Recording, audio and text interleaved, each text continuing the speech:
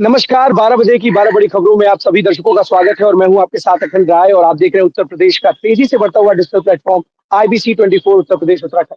12 बजे की 12 बड़ी खबरें आपको बताएंगे, लेकिन उससे पहले कुछ महत्वपूर्ण खबर आपको बता दें।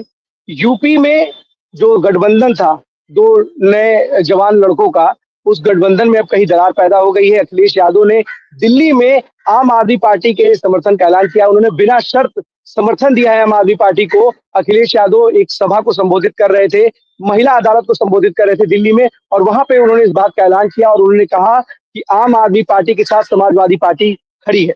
पिछले कुछ दिनों से समाजवादी पार्टी और कांग्रेस के बीच कई ऐसे बातें सामने आई थी, जिसमें मतभेद को लेकर के बातें सामने आ रही थी और जिसमें नेता के चुनाव को भी लेकर के बातें सामने आ रही थी। उसके बाद से धीरे धीरे उपचुनाव हुए, तमाम हरियाणा हो, महाराष्ट्र हो या यूपी का जो उपचुनाव हो, उस पर भी जब बातें आई तो कहीं ना कहीं जो अखिलेश यादव है और कांग्रेस के बीच है राहुल गांधी, इन दोनों के बीच में कहीं ना कहीं दरार देखने को मिली और अब ये दरार और बढ़ती जा रही है, खाई की तरह खाई में तब्दील होती जा रही है। और शायद यही कारण है कि दिल्ली में जो चुनाव है विधानसभा का, उसमें समाजवादी पार्टी के मुखिया अखिलेश यादव ने आम आदमी पार्टी का ऐलान किया है। साथ ही साथ उन्होंने दिल्ली की सुरक्षा व्यवस्था का हवाला देते हुए, कानून व्यवस्था का हवाला देते हुए कहा है कि जब दिल्ली सेफ नहीं है तो और जगहों का क्या हाल होगा। आपको खुद सुनाते हैं समाजवादी पार्टी मुखिया के जो मुखिया अखिलेश यादव, उनकी बात तो क्या कह रहे हैं। हम खुद चिंतित हो जाते हैं जब कभी टीवी अखबार में देखते हैं कि दिल्ली जैसी जगह ऐसी घटनाएं हो रही हैं। अगर दिल्ली सुरक्षित नहीं है तो हम कैसे कल्पना कर सकते हैं कि हमारा देश सुरक्षित उनके हाथ में होगा। इसलिए ये आपके जो आयोजन हो रहा है उसके लिए मैं बहुत बहुत बधाई देता हूं। अपनी माताएं बहनें जो इतने बड़ी संख्या में हैं उनका धन्यवाद देता हूं। मैं आपको एक बात का और भरोसा दिलाता हूं कि समाजवादी पार्टी पूरे जिम्मेदारी से आपके साथ खड़ी है। कभी भी आपको सहयोग और मदद की जरूरत होगी, हम आपके साथ खड़े दिखाई देंगे, क्योंकि दिल्ली जितनी आपकी है, जितना आप सरकार ने काम किया है, उतना ही हम महसूस करते हैं कि आपको एक बार फिर यहां पर काम करने का मौका मिलना चाहिए। बहुत बहुत धन्यवाद। तो आपने सुना, जो पूर्व मुख्यमंत्री अखिलेश यादव यूपी के और समाजवादी पार्टी के मुखिया, वो सीधे तौर पर आम आदमी पार्टी के समर्थन की बात करें। सबसे बड़ी बात है कि इन्होंने समर्थन के साथ साथ कांग्रेस को बड़ा जोर का झटका दिया है और ये कारण है कि कांग्रेस के जो नेता हैं कल 18 तारीख है और 18 तारीख को विधानसभा का घेराव करेंगे। कांग्रेस के बड़े नेता, पूरे प्रदेश स्तर से बड़े बड़े नेता यहाँ आएंगे और विधानसभा का घेराव करेंगे। सुप्रिया सुरेश से लेकर के जो तमाम बड़े जो नेता है कांग्रेस के, वो यहाँ पर आकर के विधानसभा का घेराव करेंगे। तो कहीं ना कहीं दोनों के बीच जो तनातनी है वो साफ साफ देखी जा सकती है। एक दो दिन पहले अखिलेश यादव कल कुछ बोल रहे थे और आज ये बातें निकल करके सामने आई कि समाजवादी पार्टी के से अगर कांग्रेस विरोध प्रदर्शन करेगी, घेराव करेगी।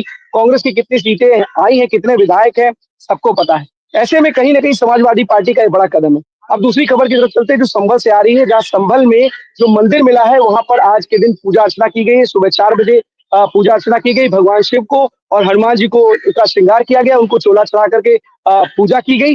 तमाम जो श्रद्धालु हैं लगातार वहां पहुंच रहे हैं और पूजा अर्चना का कार्यक्रम वहां पर किया जा रहा है। आपको सीधे तस्वीरें संभल से, वो तस्वीरें आपको दिखाते हैं। की जय, ओम जय गणेश।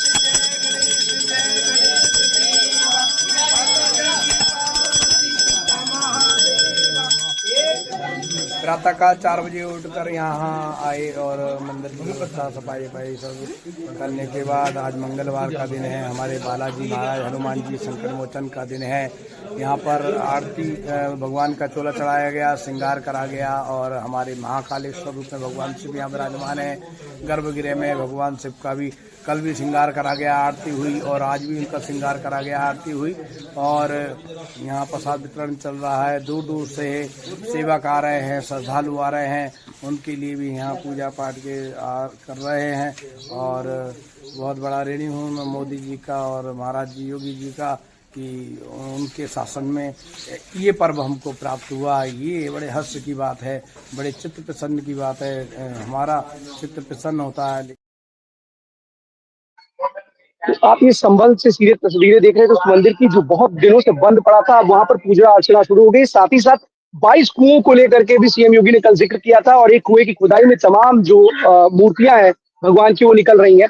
तो संभल में मूर्तियों का निकलना और कहीं न कहीं मंदिर पे इस तरीके से पूजा पाठ होना एक सवाल खड़े कर रहा है कि क्या हुआ था 1978 में जब सीएम योगी ने कल इसका ज़िक्र भी किया था। इस पे विस्तार से बाद में चर्चा की जाएगी, लेकिन आपको एक और खबर आपको बता दें, सीएम योगी ने आज कैबिनेट मीटिंग बुलाई थी और उस कैबिनेट मीटिंग में अनुपूरक बजट को लेकर के जो था पूरा मामला, उस पे मंजूरी मिल गई है। 12:20 पे ये अनुपूरक बजट आज सदन में पेश किया जाएगा। तो सीएम योगी के 5 केडी आवास पर ये कैबिनेट मीटिंग हुई थी और इस बैठक में तमाम जो बड़े मंत्री हैं वो वहाँ पहुंचे थे। कैबिनेट के जो मंत्री हैं, दोनों मुख्यमंत्री इस बैठक में मौजूद थे और इसके बाद इन्होंने अनुपूरक बजट को मंजूरी दे दी और अब 12:20 पे अनुपूरक बजट ये पेश होगा। अब चलते हैं अपने सभी सहयोगियों के पास, एक-एक करके हमारे साथ सारे सहयोगी हमारे साथ जुड़ेंगे और आपको आज की बड़ी खबरें उनके जिले की आपको बताएंगे, हमारे दर्शकों को बताएंगे, आईबीसी के दर्शकों को बताएंगे। तो सबसे पहले हम ज्ञानेर के पास चलते हैं। प्रतापगढ़ आज उपचुनाव है और वोटिंग जारी है। सीधे तस्वीरें ज्ञानेंद्र प्रतापगढ़ से हमारे दर्शकों को दिखाएंगे और बताएंगे क्या है पूरा मौजूदा हालात वहां पर, वोटिंग को लेकर के क्या कुछ है, वो सब बातें बात बताएंगे। ज्ञानेंद्र बताइए प्रतापगढ़ से।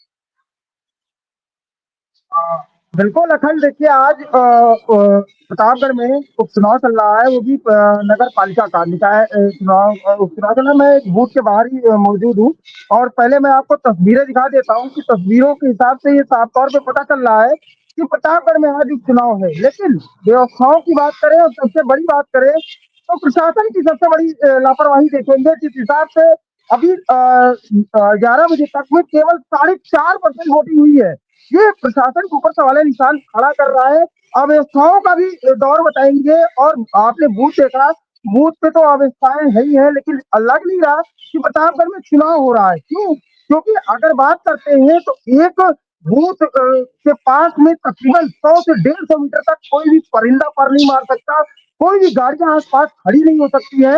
वो एक चुनाव नहीं चल रहा, ऐसा लग रहा है कि मजाक चल रहा है प्रतापगढ़ में। आज मैं सारे बूथों में घूमा हूँ, ऐसा लग रहा था कि चुनाव था ही नहीं। आपने 2-4 थानों की फोर्स मंगा के आपने यहाँ पे तैनात कर दिया। जो पुराने दरोगा थे आपने उनको यहाँ अगर नगर कोतवाली क्षेत्र में रहे हैं तो उनको जो थाने पे हैं उनको यहाँ पे ले आके आपने तैनात कर दिया। मैं आपको बता दूं कि पीडब्ल्यूडी जहाँ पे कचहरी पड़ती है, आज कचहरी भी ओपन है फिलहाल।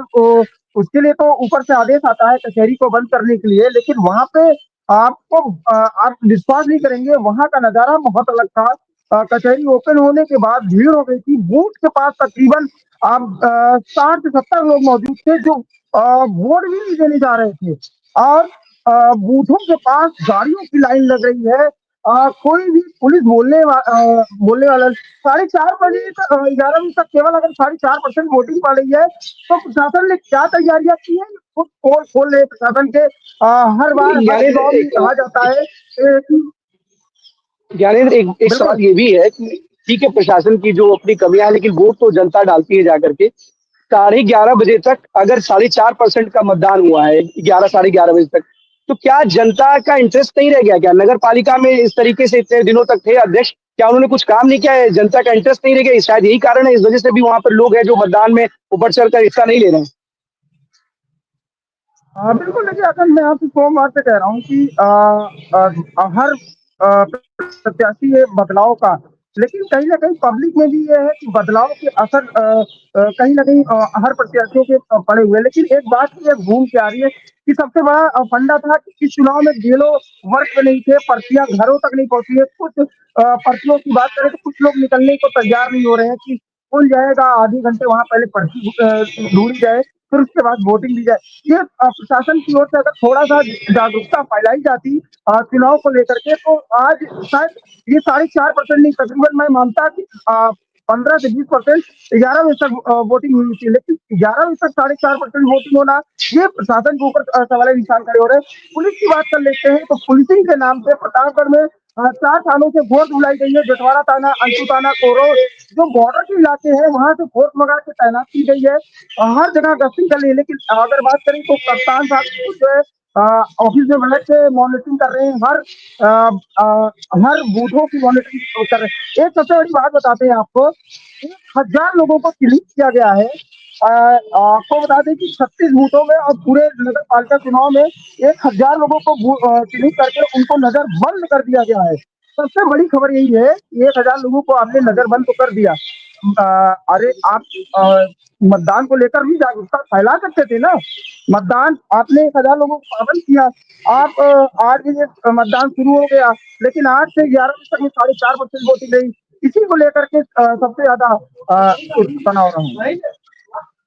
बिल्कुल ज्ञानेंद्र, प्रशासन को थोड़ा बहुत इसमें इंटरेस्ट दिखाना चाहिए था और जो चीजें थी पर्ची को लेकर के, चाहे जागरूकता थी, इन सब पे काम करना चाहिए था। अगर ये करते तो शायद इस तरीके का आलम नहीं होता। जनता जो इंटरेस्ट नहीं दिखा रही है, शायद वो अब तक आकर के मतदान कर रही होती। जो मतदान प्रतिशत में गिरावट है वो भी कहीं ना कहीं बढ़ोतरी होती। देखिए, हाल फिलहाल में आगे भी अपडेट बनाए रखिएगा कि क्या कुछ होता है।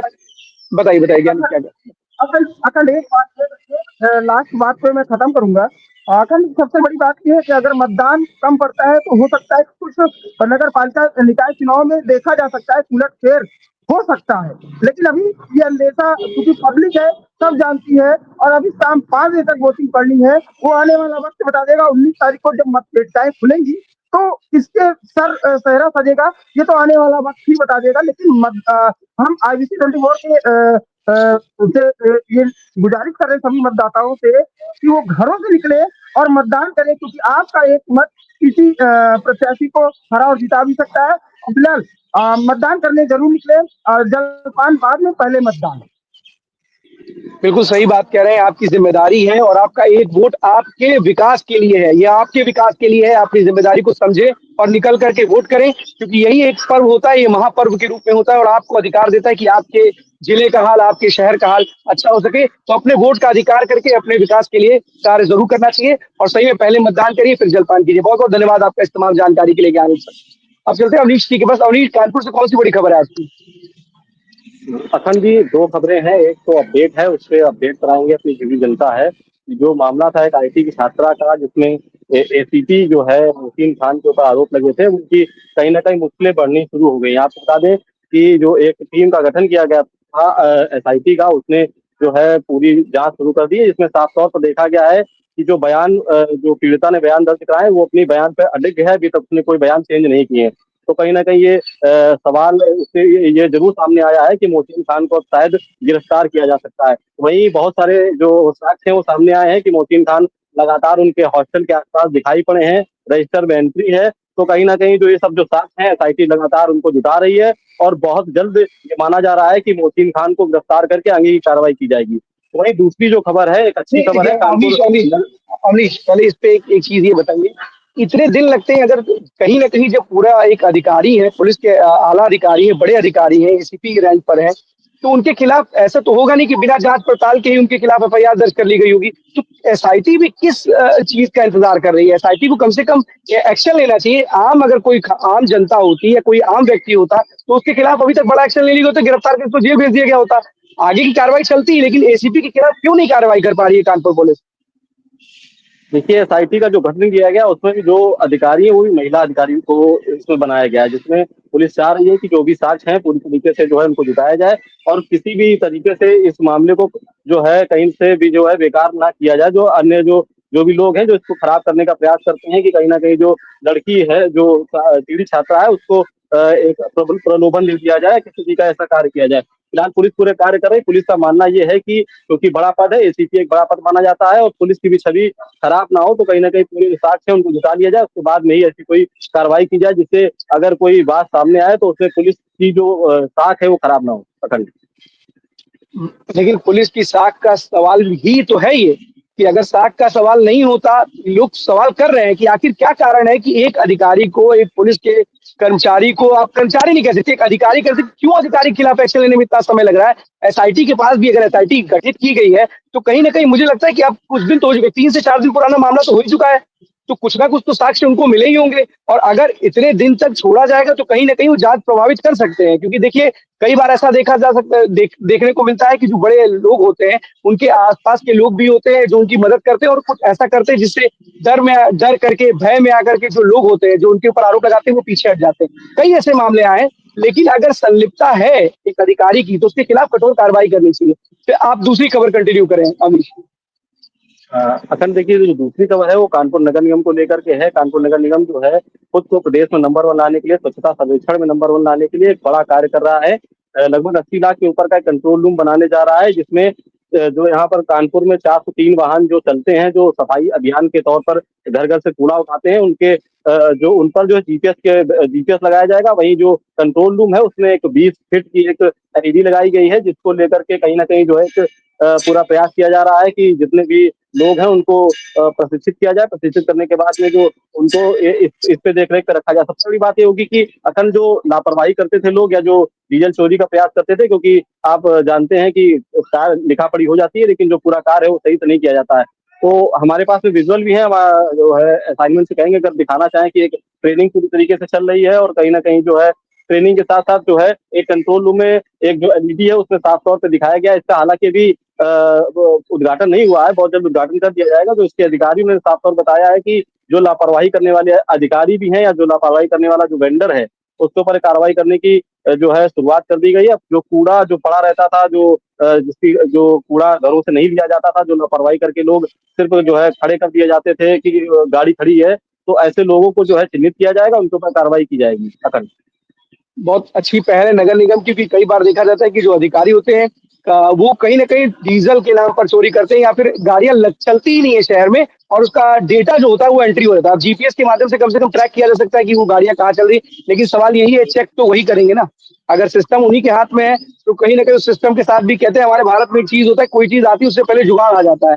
तो जुगाड़ तंत्र के सहारे कहीं ना कहीं फिर इस पे इसको पूरा का पूरा फिर से इसको खराब ना कर दे, कि जुगाड़ तंत्र की वजह से भारत में बहुत सारी चीजें हो जाती है। बहुत बहुत धन्यवाद आपका इस तमाम जानकारी के लिए हमें।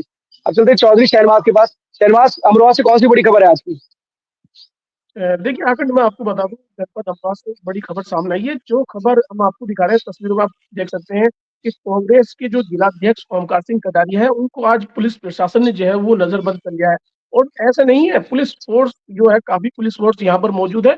आप तस्वीरों में पीछे देख सकते हैं, ये पुलिस प्रशासन के लोग हैं। तो ये सब लोग जो है आज जो कांग्रेस पार्टी के जिलाध्यक्ष ओमकार सिंह कटारिया, कल एक बड़े धरने के लिए जो है एक वो विधानसभा का घेराव करने के लिए जा रहे थे। जब इसकी भनक जो है पुलिस प्रशासन को पता चली, तो पुलिस प्रशासन जो है पुलिस प्रशासन ने जो जाकर जो है उनको जो है नजरबंद कर लिया है। हमारे साथ मौजूद है जिला अध्यक्ष, बात करेंगे उनसे। देखिए जी अध्यक्ष साहब, आज पुलिस प्रशासन ने आपको नजरबंद किया है, बताएं। कल 18 तारीख को उत्तर प्रदेश कांग्रेस द्वारा उत्तर प्रदेश की योगी सरकार जो बहरी गूंगी अंधी हो गई है, उसको जगाने के लिए भाजपा के कुशासन के खिलाफ कांग्रेस पार्टी माननीय प्रदेश अध्यक्ष अजय राय जी के नेतृत्व में, माननीय अविनाश पांडे जी के नेतृत्व विधानसभा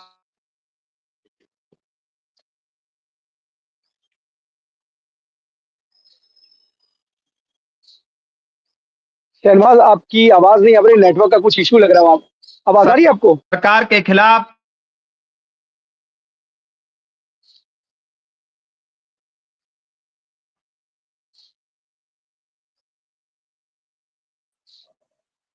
शहनवाज, नेटवर्क फिर से रिकनेक्ट करेंगे आपको, आपकी आवाज नहीं आ पा रही है, फिर से रिकनेक्ट करेंगे। इंद्रवीर के पास चलते हैं। इंद्रवीर, रायबरेली से कौन सी बड़ी खबर है आज की? देखिए अगर बता दें, रायबरेली की सबसे बड़ी खबर यह है कि रायबरेली पुलिस का ऑपरेशन लंगड़ा जो है जारी है।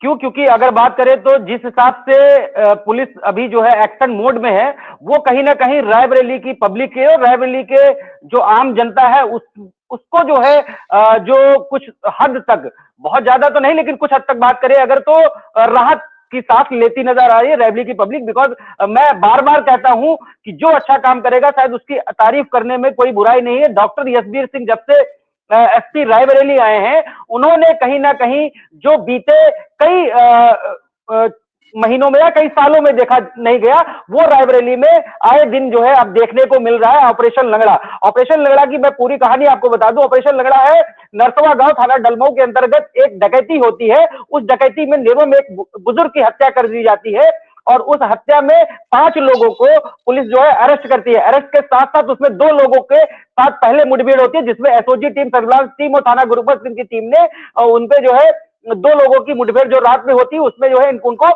हाफ इनकाउंटर किया जाता है, उनके पैर में गोली लगती है। वैसे ही बीती रात एक इनामिया जो उसमें वांछित अभियुक्त चल रहा था, उसका नाम राम बहादुर है, वो कल थाना गुरबख्शगंज मुखबिर की सूचना मिलते ही एसओजी टीम और थाना गुरबख्शगंज की टीम को जब ये सूचना मिली कि जो इनामिया बदमाश मेन था उसको जो है वहां पे ट्रेस किया गया और वो थाना गुरबख्शगंज लालगंज से वाया कानपुर भागने की कोशिश कर रहा था। एडिशनल एसपी का जैसा बयान आया है, मैं वही आपको बता दूं कि एडिशनल एसपी ने कहा कि ये वाया कानपुर भागना चाह रहे थे लाग ललचा होके। तो इनके साथ जब मुठभेड़ हुई तो मुठभेड़ में उन्होंने उधर से जो इनामिया राम बहादुर है बदमाश जो थे, उन्होंने जो है जब पुलिस के ऊपर फायरिंग करी अपने तमंचे से। जवाब में पुलिस ने जो है उस पर जवाब दिया और अपनी आत्मरक्षा के लिए पुलिस ने फायर करी। ये उस पे एक उसके पैर में फिर गोली लगी और उसको अस्पताल में एडमिट, और उसके ऊपर 40 मुकदमे पंजीकृत हैं, जो कई जिलों से अलग अलग मुकदमे, औरैया, कानपुर और रायबरेली, कई ऐसे मुकदमे, और ये थाना बछरावा के रहने वाले हैं। अखंड कहीं ना कहीं ये अच्छी चीज है कि आप पुलिसिया अपना पुलिसिंग अच्छे से कर रही है। जी अखंड, बिल्कुल सही बात कह रहे हैं। अगर पुलिस अपना काम अच्छे से करेगी और कानून व्यवस्था को बनाए रखने में सकुशल बनाए रखने में अगर पूरी तरह से सफल रहेगी तो कहीं ना कहीं उसकी तारीफ होना बिल्कुल स्वाभाविक है। और अगर इस तरीके के जो इनामिया अपराधी है 40-40 जिसके ऊपर मुकदमे हैं और पुलिस उसके ही ऊपर उन लोगों का जो हौसला है कि वो फायरिंग कर देते हैं और पुलिस मुठभेड़ में वो घायल होते हैं, तो कहीं ना कहीं पुलिस की तारीफ वाला ये बिल्कुल काम है, क्योंकि पुलिस ऐसे काम करती है जिसकी वजह से जो लोग हैं वो आराम से सड़कों पर टहल सकते हैं, घूम सकते हैं, क्योंकि इस तरीके के जो अपराधी होते हैं उनका खौफ होता है, जिसकी वजह से कई सारी चीजें होती है। बहुत बहुत धन्यवाद आपका इस तमाम जानकारी के लिए इंद्रवीर। अब चलते हैं अपने दूसरे सहयोगी के पास, जो हमें अपने जिले की कुछ महत्वपूर्ण खबर बताएंगे। इंद्रवीर, तब तक एक आपसे सवाल है। सवाल ये है कि देखिए, समाजवादी पार्टी और कांग्रेस के बीच में कहीं ना कहीं दरार देखने को मिल रही है। कहीं ना कहीं इसलिए दरार देखने को मिल रही है कि देखिए, समाजवादी पार्टी आपका समर्थन कर रही है दिल्ली में, पिछले कुछ दिनों से अलग भी हो रही। संभल का जो मुद्दा आया उसके बाद से कहीं ना कहीं जो तलवारें खींच गई है दोनों लोगों के बीच में। और अब देखिए, कांग्रेस के जो तमाम जो बड़े लीडर्स है, कल वो यहाँ पर विधानसभा में घेरने का प्रयास करेंगे। अभी जैसे हमारे सहयोगी अमरोहा से दिखा रहे थे कि पुलिस ने नजरबंद कर रखा है कि वहां के जिलाध्यक्ष को, कांग्रेस के जिलाध्यक्ष को, तो तमाम ऐसी कोशिश की है कि विधानसभा का कल घेराव करेंगे। तो क्या जो दोनों के बीच में जो दरारें थी वो खाई में तब्दील हो चुकी है क्या?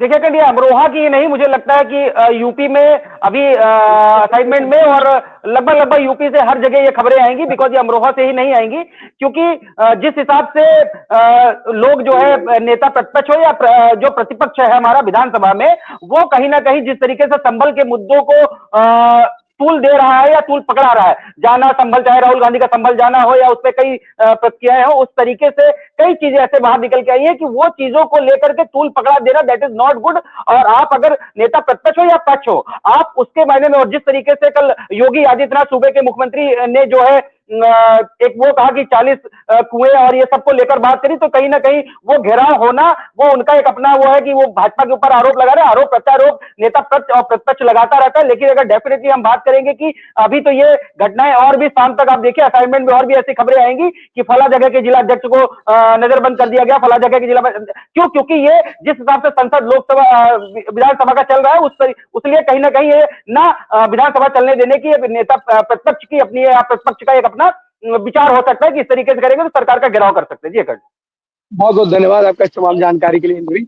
आपको एक महत्वपूर्ण खबर ये बताते हैं, वन नेशन वन इलेक्शन को लेकर के जो बिल है लोकसभा में वो पेश कर दिया गया। अब चलते अपने दूसरे सहयोगी के पास, जुम्मन कुरैशी के पास। कासगंज से कौन सी खबर है जुम्मन? जी अखंड बता दो, मैं कासगंज जनपद से इस वक्त की बड़ी खबर ये है कि कासगंज जनपद के तीर्थ नगरी सोरो में जो मार्गशीर्ष का मेला लगता है, वहां से तमाम दूर दराज के हजारों श्रद्धालु मेले में पहुंचते हैं। वहीं मेले में जो झूला लगा हुआ था, जिसको जो जूते का आकार दिया गया था, उस झूले में लोग झूल रहे थे और झूला झूलते वक्त जो है, झूला झूलने के बाद जो है झूले से उतर रहे थे। जो झूले की एल्युमिनियम की प्लेट थी, वो प्लेट अचानक से गिर गई और प्लेट गिरने से उसमें नीचे 5 लोग दब गए।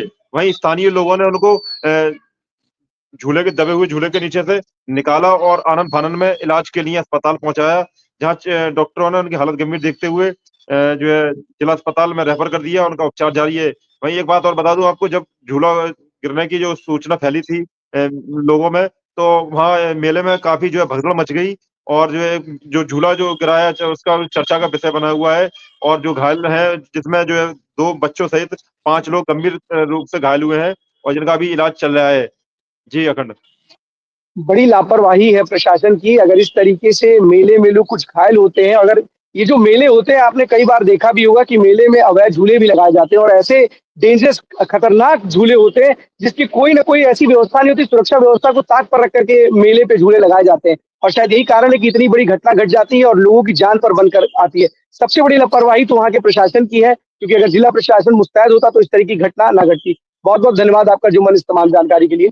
आपको बता दें कि इस तरीके से जो भी जिला प्रशासन को जब ऐसे कोई मेले हो या किसी भी तरीके कोई आयोजन होता है तो कहीं ना कहीं विशेष सतर्कता दिखानी चाहिए और वहां पर मुस्तैदी के साथ रहना चाहिए। अगर आप नहीं रहोगे तो इस तरीके की घटनाएं जरूर घटित होगी। अब अगर हम बात करें कहीं ना कहीं जिस तरीके से पूरे देश में, अब तो कुंभ का भी मेला चल रहा है, महाकुंभ है, 13 जनवरी शुरू होगा, तो कहीं ना कहीं लोगों को विशेष सतर्कता दिखानी चाहिए, प्रशासन को दिखानी चाहिए और पूरे के पूरे सूबे को, क्योंकि एक सीख भी है, एक मैसेज भी है कि कोई दुर्घटना न घटे। तो बहुत बहुत धन्यवाद आपका जुम्मन इस तमाम जानकारी के लिए। जितेंद्र के पास चलते हैं। बस्ती बस्ती से कौन सी बड़ी खबर है जितेंद्र आज की? अखंड, बस्ती से बड़ी खबर आज स्वास्थ्य विभाग को लेके है। फिलहाल अस्पताल असली है लेकिन डॉक्टर साहब नकली निकल गए हैं। आपको बता दें कि बीजेपी के एक नेता है जो है, उन्होंने जो है एक खुलासा किया, उन्होंने शिकायती पत्र दिया था।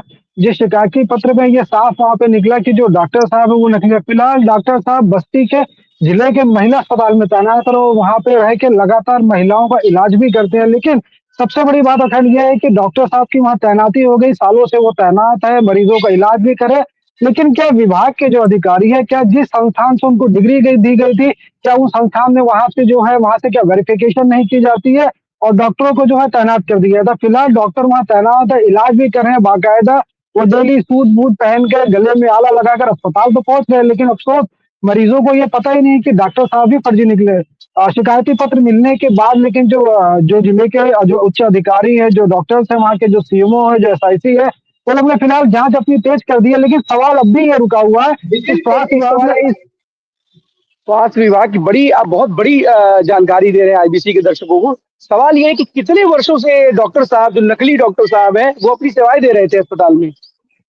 बिल्कुल लगभग जो है 2 से 3 साल की तैनाती इनकी हो गई। लेकिन अभी भी सबसे बड़ी बात यह है कि जो सीएमओ है उनको पता है कि डॉक्टर्स के पास में रेडियोलॉजिस्ट की वो डिग्री नहीं है, लेकिन तब भी जो है उनसे वो जो सोनोग्राफी है वो महिलाओं का तब भी वो करा रहे हैं, जो कि वहीं पे दूसरे एक डॉक्टर तैनात है और जिन्होंने साफ अपने अधिकारी को ये बताया भी है कि उनके पास ये डिग्री नहीं है। और जो कि आपको बता दें अखंड कि जो डॉक्टर साहब है उन्होंने अपने एक पत्र में साफ साफ ये लिखा है कि मेरे पास इसकी डिग्री नहीं है लेकिन फिर भी मैं इस चीज को कर रहा हूँ। लेकिन अफसोस की बात यह है कि जिले के जो यहाँ के सीएमओ है या उच्च अधिकारी है, उन्होंने इस बात को संज्ञान में नहीं लिया और लगातार ये इलाज चल रहा है फिलहाल। लेकिन सबसे बड़ी बात आज भी अभी भी ये रुकी पड़ी है कि स्वास्थ्य विभाग में इतना बड़ा स्वास्थ्य महकमा है। फिलहाल अब उत्तर प्रदेश के जो मुख्यमंत्री है, उप मुख्यमंत्री है ब्रजेश पाठक, लगातार वो दौरा भी करते हैं, लेकिन स्वास्थ्य महिलाओं के स्वास्थ्य के साथ, गर्भवती महिलाओं के साथ इस तरह से छेड़छाड़ करना कहीं ना कहीं ये अपने आप में एक निशान खड़ा कर रहा है जो जिले के स्वास्थ्य विभाग के अधिकारी है उनके ऊपर।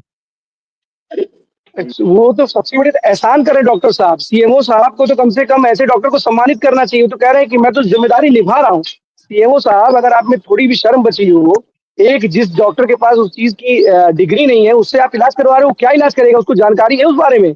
आप किसी से भी इलाज करवा लोगे? कोई कार्रवाई की है सीएमओ ने कि नहीं की है? नहीं, अभी तक कोई कार्रवाई नहीं हुई है। फिलहाल बस जांच पड़ताल की बात है कि जिस तरह से अक्सर देखा जाता है कि अधिकारियों का एक ही चीज होता है, जांच। आप ये देखिए कि आप जांच की बात कर रहे हो, अगर जब नकली डॉक्टर की बात सामने आ रही है तो कौन सी जांच कर रहे हो भाई? जब उसके डिग्री है तो उससे इलाज क्यों करवा रहे हो? आप लोगों के साथ खिलवाड़ नहीं कर, उनकी जान के साथ खिलवाड़ नहीं कर रहे हो।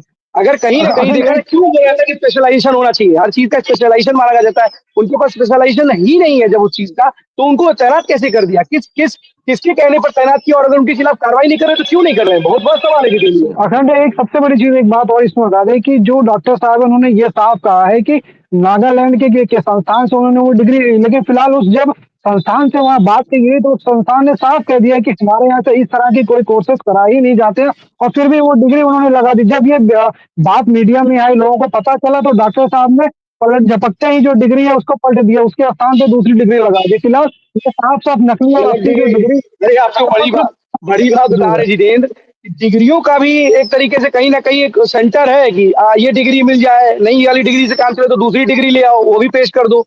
अरे कैसे नागालैंड की डिग्री, अगर हम कह रहे हैं एक भी डिग्री फर्जी पाई जा रही है, उसके अगर उसके कागज मौजूद है और उसके खिलाफ तो कार्रवाई करनी चाहिए। फर्जी डिग्री के मामले को लेकर के इनके खिलाफ कार्रवाई करनी चाहिए। डॉक्टर हैं आप लोगों की जान के साथ कैसे खिलवाड़ कर सकते हैं? आप लोग ही सवाल खड़े करते हो कि झोला छाप जो डॉक्टर है वो इलाज कर रहे हैं, तो क्या आपके खिलाफ एक्शन नहीं लेना चाहिए? इनके खिलाफ जरूर कार्रवाई करनी चाहिए। जितेंद्र सीएमओ से बात करने का, उनका पक्ष जानने का भी प्रयास कीजिएगा। बहुत बहुत धन्यवाद इस महत्वपूर्ण जानकारी के लिए। अगर इस तरीके के डॉक्टर हमारे प्रदेश की जनता का, हमारे देश की जनता का इलाज करेंगे तो भला हो, कैसे वो बचेंगे। बहुत बहुत धन्यवाद आपका जितेंद्र इस तमाम जानकारी के लिए। शहनवाज फिर से हमारे साथ जुड़ गए। शहनवाज अपनी बात को कंटिन्यू करें।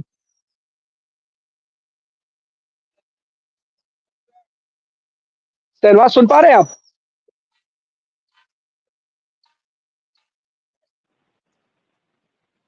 शहनवाज सुन पा रहे हैं आप? अपनी बात को कंटिन्यू करें। सर मैं जिलाध्यक्ष आपके पास मौजूद हूँ। ये जिलाध्यक्ष, कल आप बड़ा एक धरना देने के लिए जा रहे हैं विधानसभा को, पूरी की तैयारी है, क्या कहेंगे? भाजपा के कुशासन के खिलाफ उत्तर प्रदेश कांग्रेस 18 दिसंबर को लखनऊ की विधानसभा, उत्तर प्रदेश की विधानसभा का घेराव करने जा रही है। भाजपा की जो सरकार है, जन विरोधी सरकार, गूंगी बहरी सरकार को जगाने के लिए, उसको जनता की समस्याओं से आगाह कराने के लिए और उसके कुशासन के खिलाफ कांग्रेस पार्टी कल 18 दिसंबर को विधानसभा का घेराव करने जा रही है। उसी से उत्तर प्रदेश की योगी सरकार डर गई है, भयभीत हो गई है। इसी वजह से मुझे रात 2 बजे से मेरे घर को पुलिस ने छावनी बना रखा है। रात 2 बजे से अपराधियों जैसा व्यवहार मेरे साथ किया जा रहा है। ऐसा लग रहा था जैसे कोई आतंकवादी या कोई बहुत बड़ा अपराधी इस गांव में, मोहल्ले में, कस्बे में रहता हो। पुलिस ने चारों तरफ से मेरे घर को घेर रखा है और यहाँ तक स्थिति है, घर से बाहर नहीं जाने देना चाह रहे हैं। हम लोग निश्चित तौर से कांग्रेस पार्टी के कार्यकर्ता हैं, हम लखनऊ जरूर जाएंगे। उत्तर प्रदेश की योगी पुलिस से हम रुकने वाले नहीं है और योगी सरकार प्रदेश के अंदर संविधान से नहीं चल रही है। संवैधानिक व्यवस्था को, लोकतंत्र व्यवस्था को, प्रजातंत्र व्यवस्था को कुचलना चाहती है, लगातार कुचल रही है। मेरा संविधान मुझे यह अधिकार देता है, भारत का संविधान भारत के हर नागरिक को यह अधिकार देता है कि हम सरकार से सवाल पूछे, सुनियोजित सरकार को समस्याओं से अवगत कराएं, सरकार को जगाने का काम करें। पर उत्तर प्रदेश की योगी सरकार संविधान को मानती नहीं है। ये बाबा साहब के संविधान को बदलना चाहते हैं, संविधान को तोड़ मरोड़ करना चाहते हैं, लोकतंत्र प्रजातंत्र को खत्म करना चाहते हैं। क्या ये हमारा संवैधानिक अधिकार नहीं है कि हम उत्तर प्रदेश की सरकार के खिलाफ हम अपनी आवाज उठाएं, जनता की समस्याओं को उठाएं? उत्तर प्रदेश की सरकार जन समस्याओं को लेकर बिल्कुल गंभीर नहीं है। एक सवाल है आपसे, एक सवाल है आपसे। आप कल घेराव करने जा रहे हैं विधानसभा का और यहाँ पे सदन चल भी रहा है, तमाम वो कल विधानसभा घेराव करेंगे। इस घेराव में, इस प्रदर्शन में क्या समाजवादी पार्टी के साथ आप हैं, या समाजवादी पार्टी आपके साथ रहेगी, या ये कांग्रेस का पूरा प्रदर्शन होगा? कांग्रेस पार्टी का ही पूरा, उत्तर प्रदेश कांग्रेस का ही ये प्रदर्शन है। समाजवादी पार्टी इसमें नहीं रहेगी। अरे समाजवादी पार्टी, एक बात आपसे जानना चाहते हैं कि समाजवादी पार्टी और कांग्रेस के बीच में क्या कोई मतभेद है? क्योंकि जिस तरीके से दोनों लोग लड़ करके लोकसभा चुनाव में एक अच्छा रिजल्ट उन्होंने पेश किया था, लेकिन हाल देखा जा रहा है कि समाजवादी पार्टी और कांग्रेस के बीच की जो दरार है वो लगातार बढ़ती जा रही है। तो क्या ये माना जाए कि जो कांग्रेस का प्रदर्शन है वो यूपी में, क्योंकि प्रदेश अध्यक्ष जो आपके अजय राय जी है वो कल बोल रहे थे कि 2027 में कांग्रेस की सरकार आएगी, आपके विधायक बहुत कम है, बहुत कम क्या है, ना के बराबर कितने विधायक है आप जानते हैं। तो क्या ऐसे में कांग्रेस के लिए इतने बड़े प्रदेश में अकेले दम पर चुनाव लड़ना और जीत के सरकार बनाना क्या संभव है? देखिए, कांग्रेस पार्टी पहले की और लगातार सरकारों के खिलाफ सड़क पर, सदन में, विधानसभा में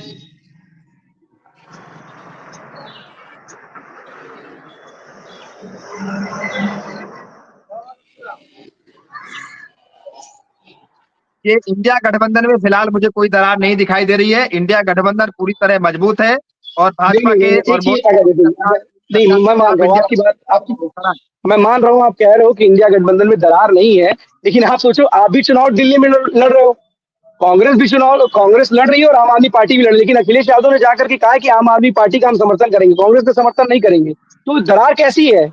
कहीं ना कहीं हरियाणा में, महाराष्ट्र में, अब दिल्ली में भी देखने को मिल रहा है, संबल मुद्दे को लेकर के ऐसा मामला सामने आया कि संबल की बात कहीं ना कहीं दोनों के बीच में जो नजदीकियां हैं वो कहीं ना कहीं अब वो खाई में तब्दील होती हुई दिखाई दे रही है।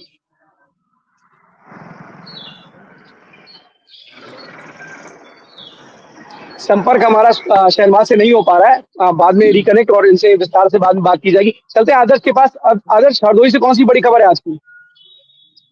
हाँ यार, हरदोई की सबसे बड़ी खबर ये है, यहाँ हरदोई नहीं, यूपी ही नहीं, पूरे देश में हाईवे बनाए जा रहे हैं, रोडें बन रही हैं, और यहाँ गाय के लिए गौशाला भी बनाए गए। लेकिन उस गाय को रखने के लिए वहाँ पर गौशाला, एक भी गाय नहीं है। गाय जो रोड पर टहलती है, वो कहीं ना कहीं पर यहाँ पर उस गाय की वजह से हादसे हो रहे हैं, कई एक्सीडेंट हो रहे हैं, लेकिन प्रशासन इधर ध्यान नहीं दे रहा है। यहाँ सैकड़ों गाय रोड पर बैठी रहती है, लोग इधर, बच्चे भी निकलते हैं, और ये लखनऊ हाईवे है जो लखनऊ जाता है, हरदोई टू लखनऊ।